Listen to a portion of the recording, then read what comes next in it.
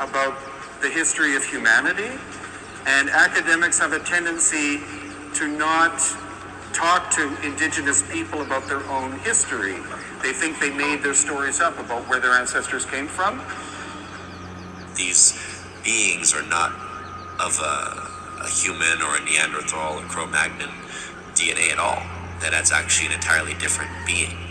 And so I think the jury's still out as far as when exactly these beings came, what exactly they are, if they did evolve on Earth and were some sort of lost tribe of the human species, or if they really are indication of the Anunnaki gods, the ones who came from the sky to Earth.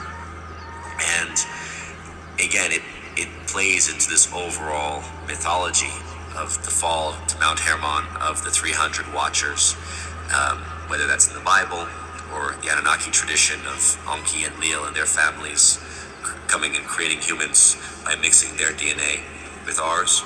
Perhaps these elongated skulls are evidence of those gods of the ancient world who lived for apparently thousands of years. As glaciers crack with alarming regularity, Antarctica continues to make headlines. Billy Carson exposes why politicians and astronauts like Buzz Aldrin have been visiting recently. According to his sources, the global cover-up on what is emerging under the ice has reached a critical stage. You have to understand that there is a very significant difference between how the scholarship on ancient civilizations is seen in the open, unclassified world as opposed to how it's being seen within the secret government and the military-industrial complex. They are going back and they are looking at every single mythology they can find, and they are asking questions which need to have scientific answers.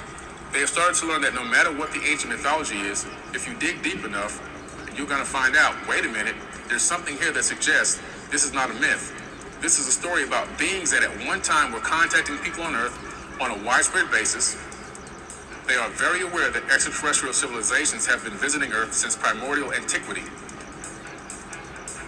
Very quickly, we're going to be dealing with the idea that extraterrestrials were immigrating here. And thus, the reason why we're not finding the trail of pottery shards and all the things that archaeologists want to see that build up into a technological civilization, the reason is because they didn't become technological on Earth. They were already technological when they got here. And they were simply doing what they already knew, which is being able to levitate massive blocks of stone and put them together like tinker toys and build these gorgeous pyramids all over the planet. If this is true, how far did this civilization spread through the world? Billy Carson around the has world. an interesting theory about that. Check it out. Atlantis was